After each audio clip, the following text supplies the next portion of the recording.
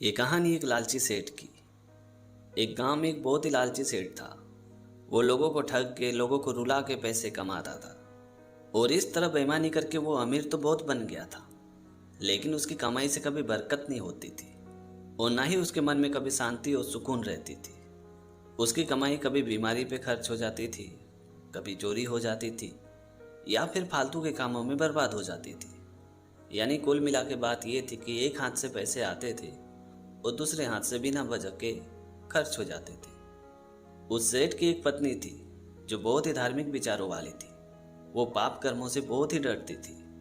सेठ की पत्नी अक्सर सेठ को टोका करती थी कि पापों के पैसे से बरकत नहीं होती है, आप इस तरह बेईमानी के पैसे मत जमा कीजिए, आखिर हमें 2 वक्त की रोटी ही तो खानी है और पहनना कपड़ा ही है, तो फिर आखिर आप इतना बेईमानी क्यों करते हो। वो सेठ अपनी पत्नी की बातें सुनता तो था, लेकिन वो बातें सुन के भी अनसुना कर देता था। उस सेठ को ये लगता था कि ये सारी बातें बकवास है, पाप पुण्य ये सब कुछ नहीं होता है।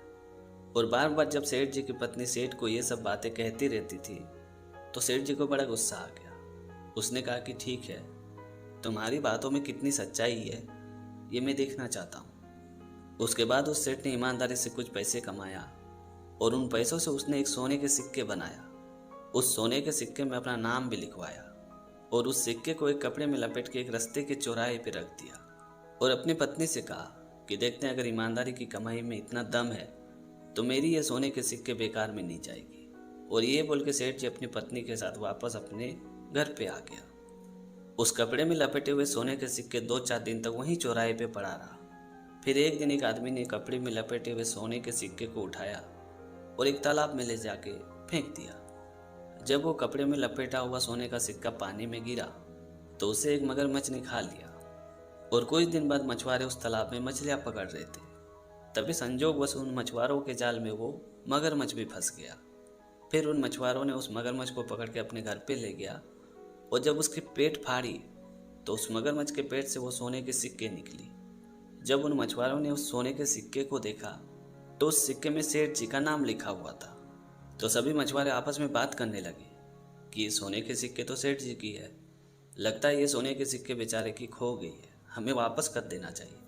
और ये बोल के सभी मछुआरे उस सोने के सिक्के को लौटाने के लिए सेठ जी के घर पे आ गए और सेठ जी को वो सोने के सिक्के वापस कर दी। उस सोने के सिक्के को वापस पाके सेठ जी बहुत ही खुश हो गया।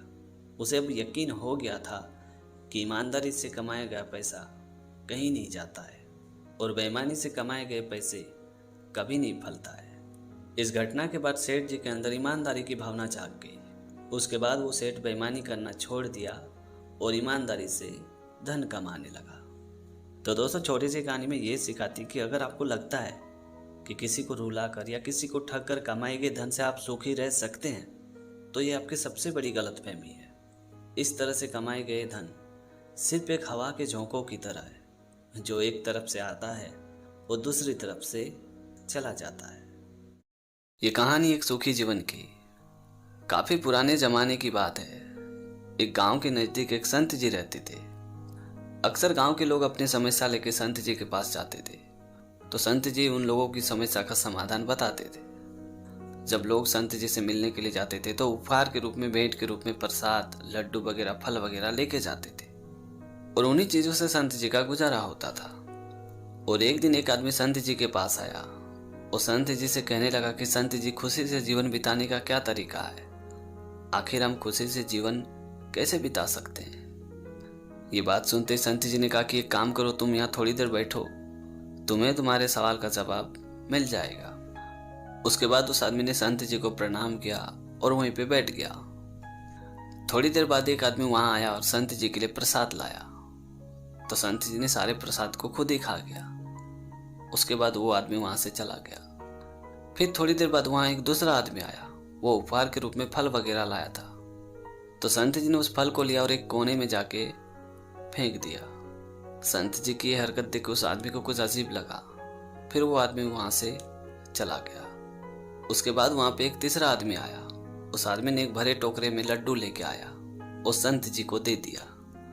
तो संत जी ने उस लड्डू को लिया और गांव में जाके सभी लोगों को बांट दिया और संत जी वापस अपने कुटिया में आ गए। उसके बाद संत जी ने सामने बैठे आदमी से कहा कि एक काम करो, ये जो तीनों लोग आए थे इनके घर में जाओ और इनके घर का हाल समाचार लेके मुझे बताना। संत जी की ये बात सुनते वो आदमी वहां से उन लोगों के घर पे चला गया और करीबन 3-4 घंटे बाद वो वापस लौटा। तो संत जी ने उससे पूछा कि तुमने उन लोगों के घर पे क्या प्रतिक्रिया देखी, उन लोगों के घर पे क्या चर्चाएं हो रही थी। तो उस आदमी ने संत जी से कहा कि संत जी, जब मैं पहले आदमी के घर पे गया और वो बोल रहा था कि अजीब स्वार्थी संत है, सारा का सारा प्रसाद खुद ही खा गए, किसी को भी नहीं दिया। और वहां से जब मैं दूसरे घर पे गया तो वो आदमी आपको ढोंगी बोल रहा था, कह रहा था कि संत जी सिर्फ मीठी मीठी बातें करते हैं, ना प्रसाद खुद खाएं ना दूसरे को दिया, सारा का सारा प्रसाद फेंक दिए। ये बात सुनते संत जी थोड़ा मुस्कुराए। फिर संत जी ने पूछा कि जब तुम तीसरे आदमी के घर पे गया तो वहां क्या प्रक्रिया थी, वहां क्या चर्चा हो रही थी। तभी उस आदमी ने संत जी से कहा कि संत जी, जब मैं तीसरे घर पे गया तो वो तीसरा आदमी बहुत ही खुश था। वो कह रहा था कि संत हो तो ऐसा, बिना किसी भेदभाव के जो भी मिला वो सारा का सारा बांट दिए, अपने लिए कुछ भी नहीं रखे। वाह, संत हो तो ऐसा। और इसी तरह वो खुशी खुशी आपका बहुत ही गुणगान कर रहा था। तभी संत जी ने उस आदमी से कहा कि संसार में खुशी से रहने का सबसे अच्छा यही तरीका है, जो मिले वो सबसे प्रेम पूर्वक मिल बांट के खाओ, यही खुशी से जीवन बिताने का सबसे अच्छा तरीका है। तो दोस्तों, छोटी सी कहानी में ये सिखाती कि कुछ करने से अगर खुशी की अनुभव होती है तो उससे बढ़ के आनंद किसी में नहीं है।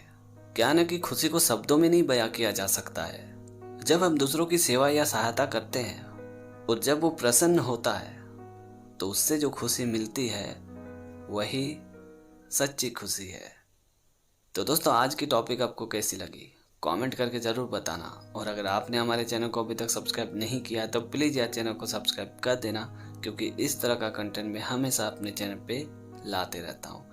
तो आज के लिए इतना ही, मिलते हैं अगली वीडियो में एक नई टॉपिक के साथ, एक नई कहानी के साथ। तब तक के लिए जय हिंद, वंदे मातरम।